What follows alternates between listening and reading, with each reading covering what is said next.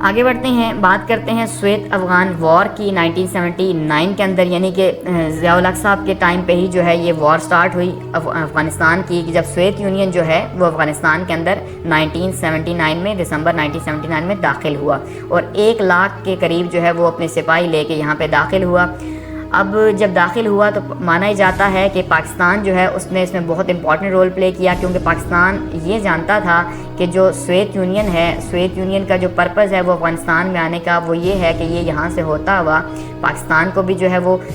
کنکر کرے، اور اس کے بعد جو ہے یہ بحیرہ عرب تک جو ہے وہ وہاں تک پہنچے، یعنی اسے گرم پانیوں کی تلاش ہے نارملی جو کہا جاتا ہے۔ تو اس لیے پاکستان نے یہ فیصلہ کیا کہ سوویت یونین جو ہے اس کو وہیں پہ توڑا جائے، اس کے خلاف وہاں پہ ایک پراکسی وار سٹارٹ کی جائے۔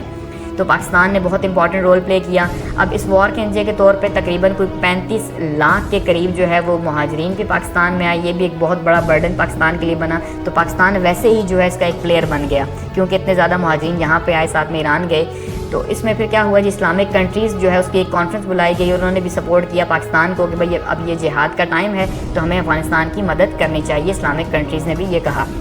یو ایس کے رول کی بات کی جائے تو یہ کولڈ وار کا ایرا تھا، جب رشیا اور امریکہ جو ہے آپس میں لڑ رہے تھے، تو ایسے میں یو ایس نے بھی سپورٹ کیا۔ یو ایس نے کیسے سپورٹ کیا کہ یو ایس نے جو ہے وہ ڈالرز دیے اور پاکستان کی مدد کی، اور سعودی عرب جو ہے اس نے بھی پاکستان کی مدد کی۔ سعودی عرب نے مین پاور پرووائڈ کی، یعنی کہ لڑنے کے لیے مجاہدین جو ہیں وہ مہیا کیے گئے سعودی عرب نے، ٹھیک ہے، اور ساتھ میں جو پیسے تھے وہ امریکہ نے پرووائڈ کیے، اور اس طرح پاکستان نے جو ہے انہیں ٹریننگ دی، اور اس طرح سے جو ہے یہ وار لڑی گئی جو 10 سالوں پر مشتمل تھی، اور اس 10 سالوں میں جو ہے وہ کامیابی جو ہے وہ پاکستان کو حاصل ہوئی، اور نتیجے کے طور پہ جو سوویت یونین ہے اس کو یہاں پہ شدید قسم کا نقصان ہوا، اور تقریباً 50 لاکھ کے قریب جو ہے یہ 10 سالوں میں اپنے فوجی گنوا بیٹھا، اور ساتھ میں جو معیشت کے اوپر اس کا جو اثر تھا، جو رشین معیشت کے اوپر تھا سوویت یونین کی، وہ بھی بہت برا ہوا، اور نتیجے میں جب میخائیل گورباچوف جو ہے ان کی گورنمنٹ آئی تو انہوں نے یہاں سے واپس جانے کا فیصلہ کر لیا۔ اب اسی کے کانٹیکس میں آگے ہے جنیوا ایکٹ۔ جنیوا ایکٹ کیا ہے یا جنیوا معاہدہ کیا ہے کہ اب جب رشیا کو یہاں پہ بہت زیادہ لاس ہوا اکنامیکلی بھی، اور ساتھ میں ان کو 50 لاکھ فوجیوں کا نقصان بھی ہوا، تو انہوں نے فیصلہ کیا یہاں سے واپس جانے کا۔ تو پھر یہ معاہدہ ہوا پاکستان کے اور رشیا کے بیچ میں، یو این جو ہے اس کو بیچ میں لایا گیا، اور یو این کے تعاون سے جو ہے یہ جنیوا کے اندر پاکستان اور رشیا کے بیچ میں معاہدہ ہوا، اور اس میں رشیا نے یہ کہا کہ بھائی جو ہے وہ یہاں سے فورسز وڈرال کر لے گا، 15 مئی 1988 تک جو ہے اپنے ٹروپس کو واپس لے کے جانا سٹارٹ کر دے گا۔ اب یہاں پہ کچھ اختلافات بھی پیدا ہوئے۔ اختلافات کس بات کے اوپر پیدا ہوئے کہ جو محمد خان جنیجو صاحب تھے، جو اس ٹائم پہ پرائم منسٹر تھے پاکستان کے، ٹھیک ہے، جن کو ضیاء الحق صاحب خود اپنی مرضی سے لے کے آئے تھے، یہ چاہتے تھے کہ سائن کر دیے جائیں 1 مارچ تک، انہوں نے کہا سائن کر دیں تاکہ یہ پورے کا پورا پروسیس ختم ہو اور افغانستان سے رشیا واپس جائے، لیکن ضیاء الحق ایسا نہیں چاہتے تھے۔ ضیاء الحق یہ سمجھتے تھے کہ اگر رشیا ویسے ہی ہندوستان کو چھوڑ کے چلا گیا تو پیچھے جو ہے وہ ایک سول وار جو ہے سٹارٹ ہو جائے گی، اور وہ پاکستان کے حق میں نہیں، اس لیے جو ہے بہت زیادہ ضروری ہے کہ یہاں پہ ایک حکومت جو ہے وہ بنائی جائے، اور حکومت بھی کس کی، طالبان کی حکومت بنائی جائے، تاکہ یہاں پہ حالات ٹھیک رہیں، کیونکہ انفلوئنس ان کا ہے تو اس وجہ سے۔ لیکن پھر اختلافات جو ہے وہ پیدا ہو گئے اپنی گورنمنٹ کے اندر بھی، اور اسی وجہ سے جو ہے ساتھ میں کچھ اور اختلافات بھی پیدا ہوئے۔ خیر یہ جنیوا ایکٹ یہاں پہ جو ہے وہ ختم ہو گیا، جس کا اصل پرپس کیا تھا کہ بھئی رشیا اور جو ہے پاکستان ہے ان کے بیچ میں معاہدہ طے پایا کہ افغانستان سے رشیا کو واپس جانا ہے، اپنے ٹروپس نکالنے ہیں۔ لیکن اس کی وجہ سے جب اختلافات پیدا ہوئے، ساتھ میں کچھ اور بیانات ہوئے، ساتھ میں اوجڑی کیمپ کا جو ہے وہ واقعہ ہوا 1988 کے اندر، ٹھیک ہے، تو پھر جو ہے وہ جنیجو صاحب کی گورنمنٹ کو گھر بھیج دیا گیا 30 مئی 1988 کو، ٹھیک ہے، اور اس طرح سے پھر ضیاء الحق صاحب کا جو ہے وہ پلین کریش ہو گیا۔ جب پلین کریش ہوا تو ضیاء الحق کا ایرا بھی ختم ہو گیا اس طرح سے، کیونکہ وہ بھی جو ہے وہ بہاولپور ایئرپورٹ سے جب انہوں نے جو ہے وہ پرواز بھری تو ان کے ساتھ C-130 کے اندر موجود تھے، ساتھ میں امریکن امبیسڈر تھے، ساتھ میں اور لوگ موجود تھے، تو اس طرح سے وہ بھی جو وہاں پہ شہید ہو گئے، اور اس طرح سے ضیاء الحق کا ایرا ختم ہوا۔ اب اسی کے بیچ میں محمد خان جنیجو جو ہیں، جو 1985 میں جو پرائم منسٹر بنے تھے، ٹھیک ہے، 1988 تک، تو انہوں نے بھی جو ہے وہ کیا کیا جی، انہوں نے اپنے جب پرائم منسٹر بنے تو انہوں نے اپنے کچھ پوائنٹس جو ہے 5 پوائنٹس انٹروڈیوس کروائے کہ بھئی میں گورنمنٹ جو ہے وہ کیسے کروں گا۔ تو 20 مارچ کو 1985 کو انہوں نے اپنے 5 پوائنٹس جو ہے وہ عوام کو بتائے۔ سب سے پہلا کیا تھا جی کہ 31 دسمبر کو خیر ان کی گورنمنٹ آئی تو اس میں سب سے پہلی بات انہوں نے کہی کہ پروموٹ کریں گے اسلامک آئیڈیالوجی کو، یعنی کہ نظریہ پاکستان جو ہے اس کو پروموٹ کیا جائے گا، کیونکہ اب یہ ایک اسلامک گورنمنٹ چل رہی تھی ضیاء الحق صاحب کی جو اسلام کو پروموٹ کر رہی تھی، تو انہوں نے بھی آگے کہا کہ اسلامک آئیڈیالوجی جو ہے ملک کو اس میں پروموٹ کیا جائے گا ملک میں اس کو۔ دوسرا انہوں نے کہا جی ایک انصاف پر مبنی جو ہے وہ اکنامک سسٹم ہوگا، یعنی جسٹ اکنامک سسٹم ہوگا، اور ان امپلائمنٹ جو ہے بے روزگاری جو ہے اس کا خاتمہ کیا جائے گا۔ تھرڈ پہ انہوں نے کہا جو الٹریسی ہے یا جہالت ہے اس جہالت کا جو ہے وہ خاتمہ کیا جائے گا، اور سائنس اور ٹیکنالوجی جو ہے اس کو پروموٹ کیا جائے گا، یعنی ماڈرن ایجوکیشن جو ہے اس کو پروموٹ کیا جائے گا۔ اس طرح سے کہا کرپشن اور انجسٹس جو ہے اس کو بھی ختم کیا جائے گا، اور نیپوٹزم کو بھی ختم کیا جائے گا، اور جو سوورینٹی ہے اس کو بھی، یعنی اپنی جو ملک کی حاکمیت ہے اس حاکمیت کو بھی برقرار رکھا جائے گا کہ اگر کوئی ملک اٹیک کرتا ہے خاص کر کے انڈیا تو ہم اس کا بھرپور جواب دیں گے۔ تو یہ ان کے 5 پوائنٹس جو ہے وہ محمد خان جنیجو صاحب کے تھے جس ٹائم پہ گورنمنٹ میں آئے۔ آگے بڑھتے ہیں اور بات کرتے ہیں جی فرسٹ ایرا آف بے نظیر بھٹو، کہ بے نظیر بھٹو صاحبہ جو ہیں جو ان کا جو فرسٹ ایرا گزرا وہ کیسا گزرا۔ اچھا، بے نظیر بھٹو صاحبہ کی جو حکومت ہے وہ 1998 سے 1990 تک جو ہے یہ رہی، یہ 1988 ہے، 1988 سے 1990 تک۔ اب ہوتا یہ ہے کہ اس سے پہلے اگر بات کی جائے الیکشنز ہوتے ہیں 1988 کے اندر 16 نومبر 1988 کو، لیکن اس سے پہلے جو بے نظیر صاحبہ ہیں وہ 1986 میں جو ہے وہ واپس آتی ہیں پاکستان، یعنی لاہور میں یہ واپس آتی ہیں، کیونکہ اس سے پہلے جب ذوالفقار علی بھٹو صاحب جو ہیں ان کو پھانسی دے دی گئی، اور اس کے بعد جو ہے ملک میں انہوں نے بہت زیادہ خاص کر کے پیپلز پارٹی جو ہے اس نے بہت زیادہ اسٹرگل کی ملک کے اندر۔ اب بہت زیادہ اسٹرگل کی، ان کے ورکرز کو مارا گیا، روڈوں پہ گھسیٹا گیا، اور بہت برا یعنی کہ ان کو انتقام کا نشانہ بنایا گیا، کیونکہ ذوالفقار علی بھٹو صاحب جو ہے وہ آرمی کے بہت زیادہ اگینسٹ تھے، تو اس کے نتیجے کے طور پہ ان کے ساتھ بہت برا ہوا۔ تو بے نظیر بھٹو صاحبہ بھی جو ہے وہ ملک چھوڑ کے چلی گئیں، پھر 1986 کے اندر واپس آئیں، اور جب واپس آئیں تو انہوں نے جو ہے وہ الیکشن کمپین سٹارٹ کر دی، اور اس کے نتیجے کے طور پہ کیونکہ بہت زیادہ پاپولیرٹی تھی ان کی، تو اس طرح سے جو مقابلہ ہوا وہ اصل میں ہوا پاکستان پیپلز پارٹی اور IGI کے بیچ میں، یعنی اسلامی جمہوری اتحاد۔ اب یہ جو اسلامی جمہوری اتحاد ہے یہ اس کے اندر نواز شریف صاحب بھی اس ٹائم پہ شامل تھے، یہ کنزرویٹو پارٹیز کا یا رائٹ ونگ پارٹیز جو ہیں ان کا ایک اتحاد تھا، اور دوسری سائڈ پہ پیپلز پارٹی تھی۔ باوجود اس کے کہ یہ ساری کی ساری پولیٹیکل پارٹیز شامل تھیں، انہوں نے ہر طرح کا حربہ استعمال کیا، ایون غیر اخلاقی ہتھ کنڈے جو ہے وہ بھی استعمال کیے گئے بے نظیر صاحبہ کے خلاف، اور ان کی کریکٹر اسیسینیشن کی گئی، بہت یعنی کہ بری طرح سے ان کو جو ہے نا ان کی پکچرز پھینکی گئی، سب کچھ کیا گیا، تو پھر بھی جو ہے یہ الیکشنز جیت گئیں، اور اس طرح سے یہ فرسٹ ٹائم پرائم منسٹر بنی پاکستان کی۔ ایک تو یہ ینگیسٹ پرائم منسٹر بنی پاکستان کی، دوسرا مسلم دنیا کے اندر یہ پہلی جو ہے وہ خاتون جو ہیں وہ وزیر اعظم بنی، تو یہ بھی ان کو ایک یعنی اعزاز حاصل ہے۔ اب اگر بات کی جائے چیلنجز کی کہ ان کے جو چیلنجز تھے وہ کیا کیا تھے ان کے گورنمنٹ میں جب آئیں، تو سب سے پہلی بات تو یہ ہے کہ یہ آرمی ان کے بہت زیادہ اگینسٹ تھی، اسٹیبلشمنٹ جس کو نارملی پاکستان کے اندر کہا جاتا ہے صبح شام، ٹھیک ہے، تو آرمی بہت زیادہ جو ہے ان کے خلاف تھی۔ کیوں تھی؟ اوبیسلی آرمی نے ہی IGI بنائی تھی یہاں پہ، اور IGI جو ہے وہ اسی لیے سامنے آئی تھی تاکہ وہ مقابلہ کر سکے پیپلز پارٹی کا، لیکن وہ مقابلہ نہیں کر سکی، اور آرمی کی ویسے بھی پچھلے 10 سالوں میں ہم نے دیکھا پیپلز پارٹی کے ساتھ نہیں بنی، انہیں مارا گیا، انہیں زد و کوب کیا گیا، تو ایک تو ان کے ساتھ یہ ایشو تھا، دوسرا پریزیڈنٹ صاحب بھی جو ہے وہ آرمی کی طرف سے ہی تھے، تو ان کو بھی جو ہے نا ان کی سپورٹ بھی حاصل نہیں تھی، تیسرا رائٹ ونگ کی جو پارٹیز تھیں ان کے لیے یہ برداشت کرنا بہت زیادہ مشکل تھا، یعنی اسلامک جو پارٹیز ہے خاص کر کے پیورلی ان کا یہ ماننا بہت مشکل تھا کہ بھائی وہ یہ مانے کہ خاتون جو ہے وہ ملک کی وزیر اعظم بن بیٹھی ہے۔ اسی طرح سے جو MQM کے ساتھ ان کے ریلیشنز تھے وہ بھی اچھے نہیں تھے، کیونکہ یہ دونوں ایک ہی صوبے کے اندر موجود تھے، تو وہاں پہ بھی ریلیشنز ان کے اچھے نہیں تھے، اور فارن پالیسی کے حوالے سے بھی ان کو چیلنجز تھے، ٹھیک ہے۔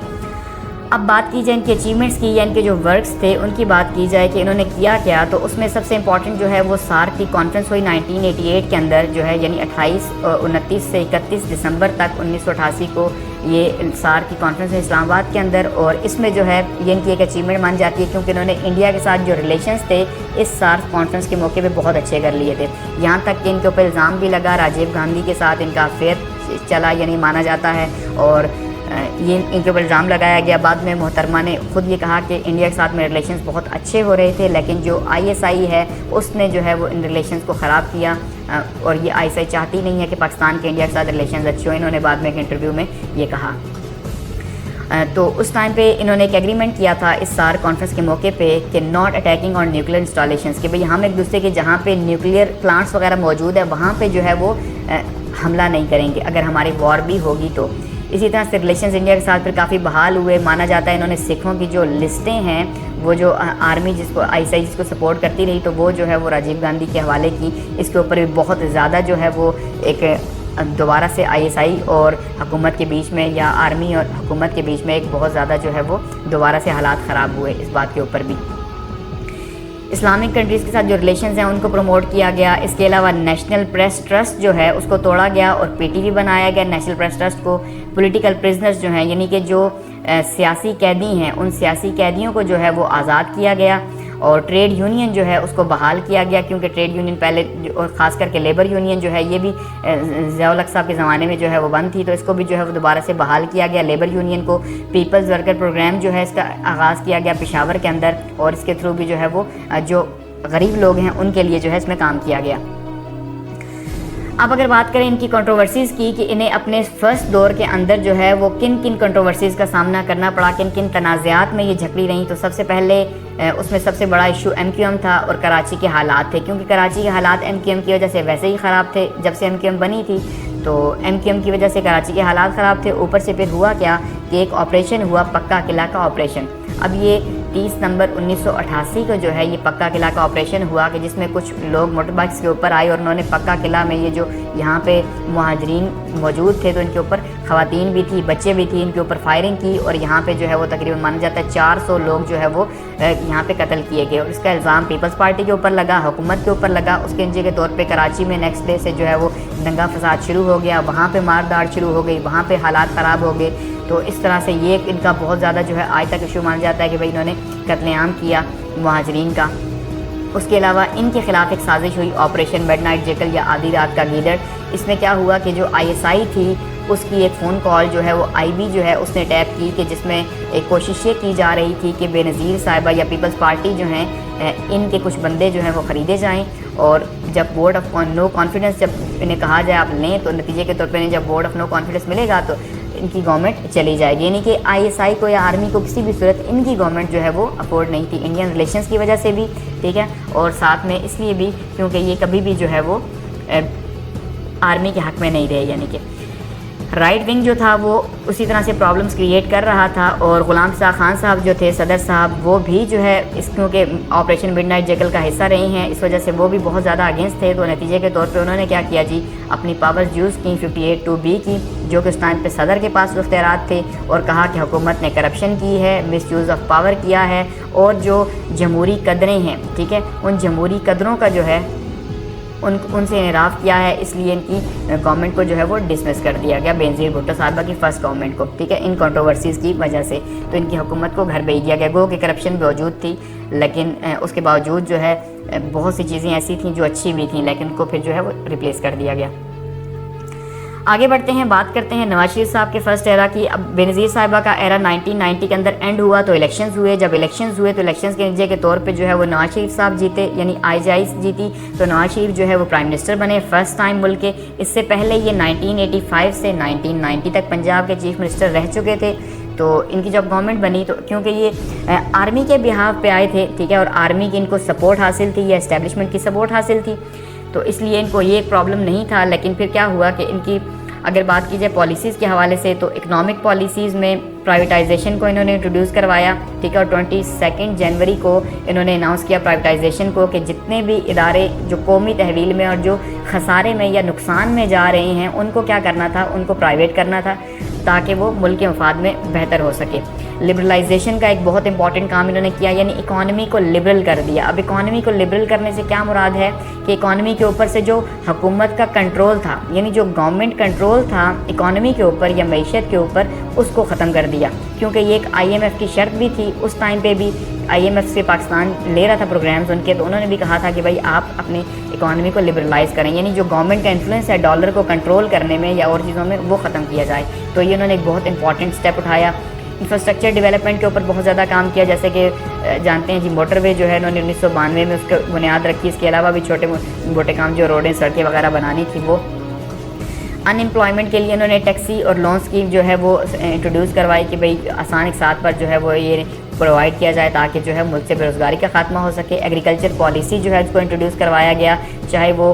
کسانوں کو چیزیں پرووائڈ کیں یا ان کو پیسے دیے گئے کہ وہ بیج وغیرہ یا اپنے لیے چیزیں خرید سکیں. اچھا, انفراسٹرکچر ڈیولپمنٹ ہو گیا.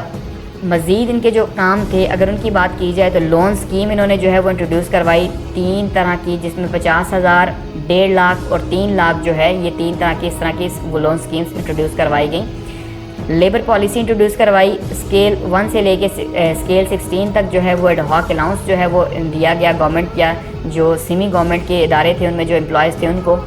اچھا, NFC ایوارڈ جو ہے یہ اس کو جو ہے اس کا سائن کیا گیا, یعنی کہ نیشنل فائنانس کمیشن صوبوں کے بیچ میں جو پیسوں کی تقسیم تھی یہ اس میں جو ہے بہت زیادہ امپورٹنٹ تھی. اس سے پہلے اس کے اوپر جھگڑا ہوتا تھا, لیکن نیشنل فائنانس کمیشن کے اندر جو ہے وہ ہر صوبے کا حصہ بتا دیا گیا کہ بھئی 4 صوبے ہیں تو ان کا یہ حصہ ہے.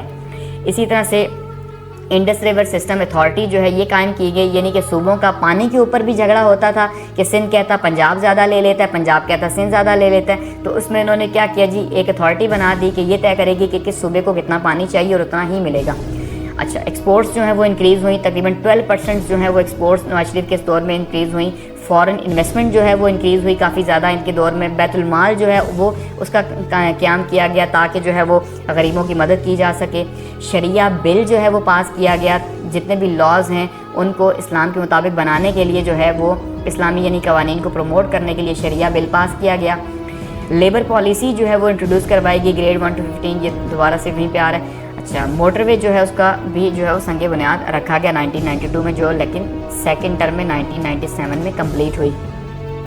ڈرا بیکس کی بات کریں تو کیا کیا ڈرا بیکس رہے, اس میں ایک تو پریزیڈنٹ کے ساتھ جو ریلیشنز تھے وہ زیادہ بہتر نہیں ہو سکے نواز شریف صاحب کے. کیونکہ جو 8th امینڈمنٹ تھی یہ کافی مسئلہ بنا ہوا تھا. 8th امینڈمنٹ کی جو پاور تھی وہ صدر کے پاس تھی اور صدر صاحب اسے پرائم منسٹر کو دینا نہیں چاہتے تھے. اس وجہ سے دوسرا کرپشن جو ہے ان کے دور میں بہت زیادہ ہوئی نواز شریف صاحب کے, کیونکہ مانا جاتا ہے جتنے بھی انہوں نے ٹھیکے دیے یا جتنی بھی پرائیویٹائزیشن کی پالیسی رہی اس میں ہر جگہ پہ بہت زیادہ کرپشن ہوئی اور انہوں نے خود ہی تھرڈ پارٹی بن کے جو ہے ان چیزوں کو یا ان اداروں کو خریدا یا جتنے بھی ٹھیکے تھے ان کو لیا. تو یہ کے اوپر الزام ہے.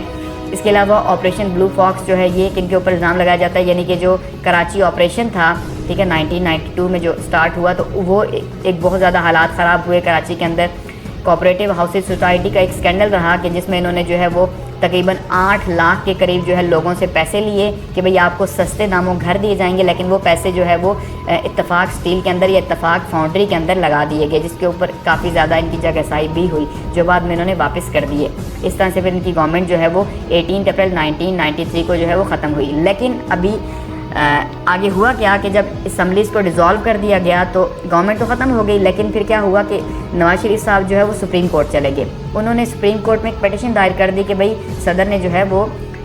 بغیر کسی جواز کے میری حکومت کو ختم کر دیا. اور سپریم کورٹ نے ان کو دوبارہ سے بحال کر دیا 27 مئی 1993 کو, یعنی دوبارہ سے ان کی گورنمنٹ بحال ہو گئی. لیکن کیونکہ اب وہ جو ٹرسٹ بنا ہوا تھا وہ ٹوٹ چکا تھا. ایک سائڈ پہ آرمی جو تھی, اب آرمی بھی جو ہے وہ نہیں چاہ رہی تھی نواز شریف صاحب کی گورنمنٹ کو, دوسری طرف سے جو پریزیڈنٹ صاحب تھے وہ بھی جو ہے ان کے بیچ میں بھی ایشوز چل رہے تھے. تو اس طرح سے فیصلہ یہ ہوا کہ دونوں ہی جو ہیں وہ جائیں گے, یعنی پرائم منسٹر بھی ریزائن کرے اور پریزیڈنٹ بھی ریزائن کرے اور نئے سرے سے جو ہے وہ الیکشنز ہوں. تو اس طرح پھر دونوں کو ہی جو ہے وہ 18 جولائی 1993 کو گھر جانا پڑ گیا. اور وسیم سجاد صاحب جو تھے جو اس ٹائم پہ سینٹ کے چیئرمین تھے یہ ایکٹنگ پریزیڈنٹ بنے, اور معین قریشی جو ہیں ان کو انٹرم پرائم منسٹر بنایا گیا. آگے بات کی جائے جی بے نظیر بھٹو کی سیکنڈ ٹرم کی, جو کہ 1993 سے 1996 تک رہی, یعنی 1993 سے 1996 تک کا یہ دور رہا بے نظیر بھٹو صاحبہ کا. پہلے ہم نے دیکھا کہ 3 سال یا تقریباً 2.5 سال جو ہے یہ ان کی حکومت رہی, لیکن کرپشن کے چارجز کے اوپر چلی گئی. ٹھیک ہے, اب سیکنڈ ٹرم الیکشنز ہوتے ہیں دوبارہ سے اور ان کی گورنمنٹ بنتی ہے. تو سیکنڈ ٹرم میں جب ان کی گورنمنٹ بنی تو 19 اکتوبر 1994 کو ان کی گورنمنٹ بنی, اور سندھ اور پنجاب کے اندر ان کی گورنمنٹ بنی سٹارٹ کے اندر, اور خیبر پختونخوا اور بلوچستان کے اندر جو ہے وہ PMLN کی یعنی کہ نواز شریف صاحب کی جو ہے گورنمنٹ بنی. لیکن پھر کیا ہوا کہ بعد میں انہوں نے KPK کے اندر بھی اور بلوچستان کے اندر بھی اپنی ہی گورنمنٹ بنا لی نواز شریف صاحب کی گورنمنٹ کو ختم کر کے. تو یہ ایک ان کا جو ہے وہ پولیٹیکل ایک موو تھی. چیلنجز کی بات کی جائے تو اسٹیبلشمنٹ ان کے فرسٹ ٹرم میں بہت بڑا چیلنج اسٹیبلشمنٹ کے ساتھ رہا، اپوزیشن کے ساتھ رہا، اور اکانومی ایک بہت بڑا چیلنج تھا کیونکہ پاکستان کی اکانومی بہت ہی ٹف حالات سے گزر رہی تھی جیسے آج آپ دیکھ رہے ہیں۔ تو اسٹیبلشمنٹ کے ساتھ انہوں نے پھر کیا کیا، سیکنڈ ٹرم میں حالات کو بہتر رکھنے کی کوشش کی اور بہت ہی کیئر سے، بہت ہی دھیان سے جو ہے انہوں نے اپنی جو ہے وہ کیبنٹ بنائی تاکہ دوبارہ سے آرمی کے ساتھ جو ہے یا بیوروکریسی کے ساتھ حالات خراب نہ ہوں، کیونکہ سمجھ گئی تھیں کہ ان کے بنا گورنمنٹ کرنا مشکل ہے۔ اپوزیشن تو خیر چیلنج بنی ہی رہی۔ بات کی جائے اگر اچیومنٹس کی تو اچیومنٹس میں یا ان کے جو ورکس ہیں ان میں تو کے پی کے اندر انہوں نے گورنمنٹ بنائی، بلوچستان کے اندر گورنمنٹ بنائی، یو ایس کے ساتھ ریلیشنز کو بہتر کیا، انہوں نے وومن رائٹس کے اوپر کام کیا۔ گو کہ الزام یہ لگتا ہے کہ انہوں نے وومن رائٹس کے اوپر کوئی کام نہیں کیا اور کوئی بھی جو میجر جو یعنی کہ امینڈمنٹ ہے کانسٹیٹیوشن کے اندر وہ نہیں ہو سکی، یا ایون خاص کر کے جو حدود آرڈیننس تھے، ٹھیک ہے، وہ بہت زیادہ تنقید کا نشانہ بنایا گیا انہیں خواتین کی طرف سے کہ بھئی حدود آرڈیننس جو ضیاء الحق صاحب نے جو ہے وہ انٹروڈیوس کروائے تھے تو وہ ابھی تک جو ہے وہ آپ نے چینج نہیں کیے، ٹھیک ہے، تو ان کو وہ چینج نہیں کر سکیں۔ اسی طرح سے لٹریسی جو ہے اس کو امپروو کیا گیا، ہیلتھ کیئر کی جو فیسلٹیز تھی اس کو امپروو کیا گیا، ڈرگس ٹریفکنگ جو ہے اس کو کنٹرول کیا گیا۔ اچھا، فارن پالیسی جو ہے اس کو ریویو کیا گیا، لیکن اب فارن پالیسی کیونکہ یہ سمجھ چکی تھیں کہ فوج کے بنا فارن پالیسی نہیں بن سکتی تو فوج کے ساتھ ہی انہوں نے مل کے بنائی، اور کشمیر ایشو کے اوپر بھی جو ہے انہوں نے کافی سٹینڈ لیا۔